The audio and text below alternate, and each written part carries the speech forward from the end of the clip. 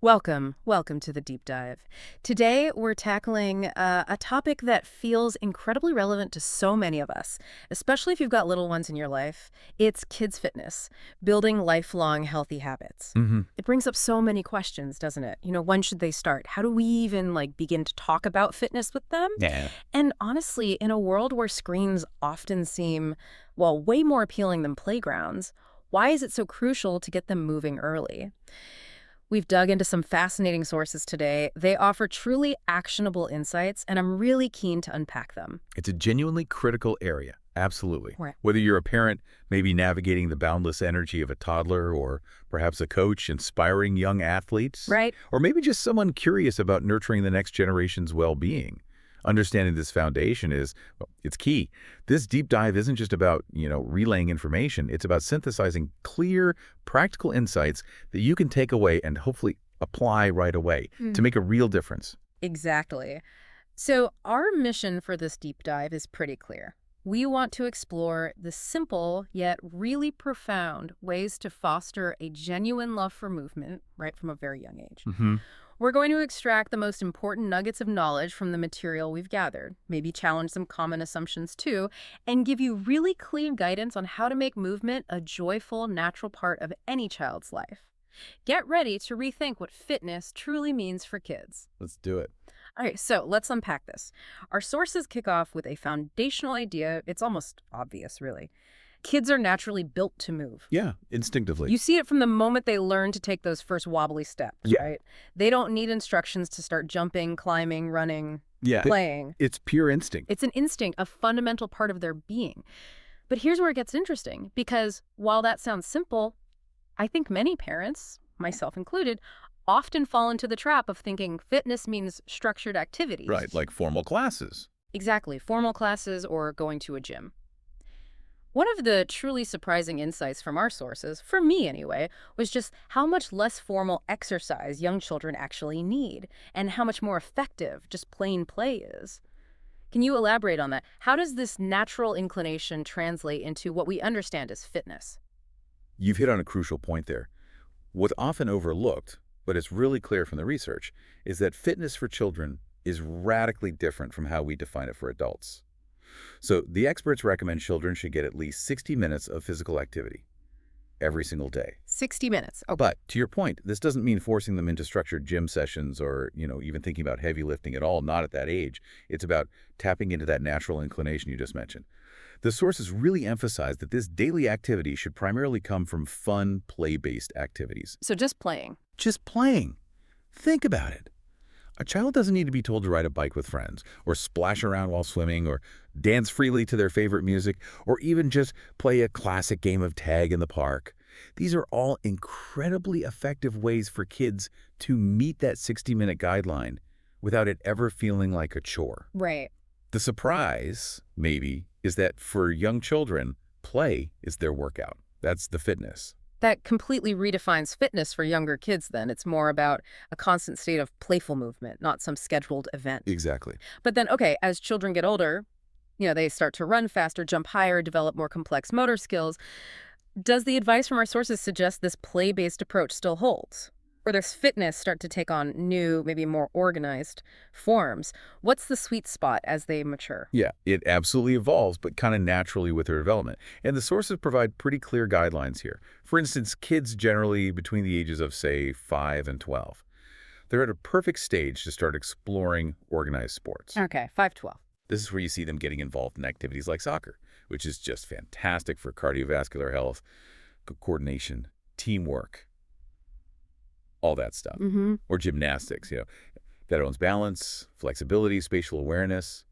Martial arts can build discipline, respect, fine motor coordination. And swimming, of course, remains a fantastic full-body workout that's often really accessible. So still fun, but maybe a bit more structure. Exactly. The emphasis here is still very much on fun and engagement, but maybe within a slightly more structured, yet still playful environment. It taps into their developing skills and their social interests, too. It's not about intense competition necessarily, but about discovery and building skills. That makes perfect sense. It feels like a natural progression. And what about when they hit their teenage years? Do the sources suggest the nature of the activity changes again then? Is that when we start thinking about more traditional exercise? Yes, that's right. Once children reach age 13 and up, the sources indicate that, with proper guidance, of course, they can gradually begin to incorporate more structured strength training. Ah, okay. Strength training. But it's really crucial to understand this isn't about, unsupervised heavy lifting in a gym. That can actually be detrimental. Right, you hear horror stories. Exactly. The focus remains on using their own body weight to build that foundational strength. We're talking about fundamental exercises like push-ups, great for upper body and core strength. Squats, fantastic for legs and core. Jumping exercises, which improve power and agility, things like that. Body weight stuff, mostly. Mostly. And the key phrase there, again, is with proper guidance, making sure they have good form, that safety is paramount as they build strength and awareness of their bodies. It protects them from injury and teaches them correct mechanics right from the start. That's a really important distinction, yeah. Especially as kids grow and become more adventurous, maybe try things out on their own. So moving beyond the how and what of kids' fitness, let's get to the crucial why. Hmm. In a world where kids are increasingly sedentary, they're surrounded by screens, often face busy schedules. Hmm. What's the real cost of inaction here? Why is getting them moving early not just a nice to have, but absolutely non-negotiable for their future? That's a huge question, isn't it? Because the benefits, they extend far beyond just physical prowess, especially when you consider the challenges modern children face. Our sources highlight 4 key areas where early fitness has a profound and lasting impact. First, it's about healthy growth and development. Pretty straightforward, right? Okay, growth and development. Yeah, regular physical activity directly strengthens their bones, making them more resilient, less prone to injury. It builds strong, lean muscles. It also significantly improves the health of their heart and lungs, boosting their cardiovascular system for a lifetime. Wow, lifelong benefits. And beyond that, it hones their coordination and balance, which are crucial just for navigating the world, participating in a wide range of activities, Yeah. even preventing falls as they get older. So it's really about laying down this robust physical foundation that serves them for years and years to come. Precisely. What about the mental side of things? We hear so much about the mental health challenges kids are facing today. Spot on. That brings us to the second key benefit. It builds mental strength. This is huge. Active kids are consistently shown to have better focus and concentration. This directly impacts their ability to learn and thrive in school settings. They're more attentive in class, for example. Wider focus, okay. They also tend to experience reduced anxiety and stress. Movement is such a healthy outlet for pent-up energy and emotions. That makes sense. And perhaps most importantly, regular activity fosters a stronger sense of confidence and self-efficacy. Think about it. When a child masters a new skill, whether it's finally learning to ride that bike or executing a perfect cartwheel in gymnastics, or even just contributing to a team win, Yeah, that feeling. it provides an incredible boost to their self-esteem that just radiates into all other areas of their life. Social interactions, schoolwork, everything. That self-esteem piece is huge, I agree. It's not just about the game or the skill. It's about feeling competent, feeling resilient. Exactly. Resilience is a big part of it. What about the long-term view then, beyond childhood? Does being active as a kid really set you up for later life? The third benefit directly addresses that exact point. It establishes lifelong habits. This is maybe one of the most powerful ones.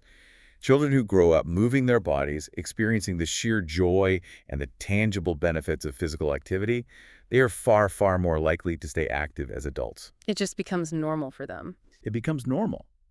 It's not just about participating in organized sports during childhood. It's about internalizing a lifelong appreciation for health and wellness.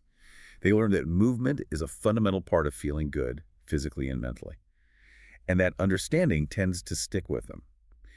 It makes healthy choices feel like a natural inclination later on, rather than some kind of forced effort. That's powerful. And finally, what about the immediate impact on their daily lives? Because I know as a parent, sometimes those daily struggles, sleep, energy, they can be the most impactful. Oh, absolutely. That's the fourth point. Better sleep and energy. And this is a direct, often immediate payoff you see, sometimes within days of increased activity. Really? Days? Often, yes. An active child typically sleeps better. Why? Because their body has actually expended energy throughout the day. That leads to deeper, more restorative rest. And this improved sleep, in turn, contributes to better eating habits. They often make healthier choices without even realizing it. Interesting link. And crucially, they just have improved energy levels and a more positive mood through the entire day. It's a virtuous cycle, really. So Move more, sleep better. Feel better, move more, exactly. I'm sure you've experienced those days when you can just tell your child hasn't burned off enough energy, that restless feeling before bed. Oh, definitely. That pre-bedtime Zoomy session. This totally explains it. That's a really powerful set of benefits. It really outlines why this isn't just, a nice to have, but truly a fundamental part of raising well-rounded individuals. Uh, Okay, so this all sounds great, but let's be real. In a world where kids are constantly gravitating towards screens, how do we make fitness something kids want to do rather than something that feels like a chore or worse, like a punishment? My kid, for instance, just wants to play video games all day. Do the sources offer any specific tricks for that kind of situation? this is critical, isn't it? And the sources really, really drive this point home. Fitness can be fun. Often, it simply is fun when it's approached correctly. The absolute key, they stress, is that it's not about pressure. And it's certainly not about intense competition, unless that's genuinely what the child thrives on, of course. Right, some kids love that. Some do. Yeah. But fundamentally, it's about helping a child discover what they genuinely enjoy, what brings them joy in movement. This could be anything, the rhythmic joy of swimming or dancing, the freedom of skateboarding, or even just the simple kind of primal satisfaction of climbing trees. Finding their thing? Finding their thing. The goal is to provide opportunities and choices, allowing them to find their own movement passion.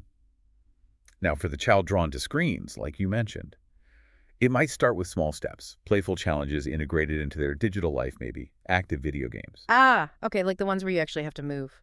Exactly. Or finding ways to connect their favorite characters or game themes to real-world movement. It's about meeting them where they are, and then slowly, gently expanding their world of movement, not forcing it. Finding their joy. I really like that framing. It takes the pressure off. So for those of us listening right now, parents, grandparents, aunts, uncles, mentors, what's the most impactful, maybe small step you can take today to encourage these positive habits early on and really make them stick? Well, the practical advice from the sources is wonderfully simple and accessible, and it really centers on modeling behavior and integrating movement seamlessly into life. It starts with leading by example, right? Yeah, Take family walks together. Doesn't have to be a marathon just around the block or exploring a new park. It's a chance to connect and move. making it normal family time. Exactly. Play active games, not just board games, but hide and seek, tag, maybe just a silly backyard chase. Get down on their level. If they show interest, absolutely get them involved in organized sports. But remember, the focus should be on their enjoyment and development, not solely on winning or performance pressure. Keep the fun in it. Keep the fun in it. Crucially, the sources underscore the idea that movement should always be made a positive, joyful part of their life. It shouldn't be framed as a requirement or, heaven forbid, a disciplinary measure, but as a source of fun, freedom, and just feeling good. Think of it less as exercise time and more as playtime for everyone involved. Yeah, that reframing is key. It's clear that it's not about creating, the next Olympic athlete, but about something far deeper, far more fundamental. Mhm. So circling back to that overarching philosophy we talked about at the start of this deep dive, what's the ultimate goal here? When we talk about kids and fitness, what are we really aiming for? The core insight from our sources really encapsulates it perfectly, I think. Mhm. Fitness for kids isn't about achieving physical perfection. It's not strictly about building impressive muscles. Instead, and far more importantly, it's about building confidence. That self-assurance that comes from mastering new movements and challenges, even really small ones. It's about building resilience. The ability to bounce back, whether it's from a fall off the bike or a lost game, and to try again.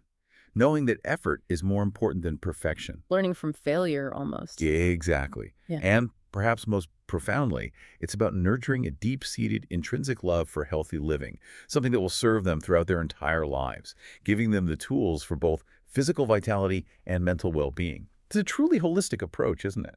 It really is. What an incredible deep dive into a topic that truly affects every single one of us, either directly or through the children in our lives. The profound impact of introducing joyful movement and healthy habits early. It really lays the groundwork for lifelong physical and mental well-being. It's not about pressure, it's about play. The freedom of movement. And, if we connect this to the bigger picture for a moment, maybe fostering this love for movement in our children is one of the most powerful ways we can actually equip them for the future, to help them build both physical vitality and mental resilience. especially as they navigate an increasingly complex world. That's a powerful thought. It kind of raises an important question for you, the listener, to consider, doesn't it? What small, joyful step can you take today to encourage this in the children around you? Whether it's, I don't know, a quick dance party in the living room, a walk around the block after dinner, or just a silly game of chase in the garden, every little bit counts. Every bit helps build that lifelong foundation. That's a fantastic point to leave us with. Thank you so much for joining us on this deep dive. We really hope you'll reflect on these insights and find ways to apply them in your own life and in the lives of the young people around you. We'll be back soon to explore more fascinating topics, so please keep diving depth with us.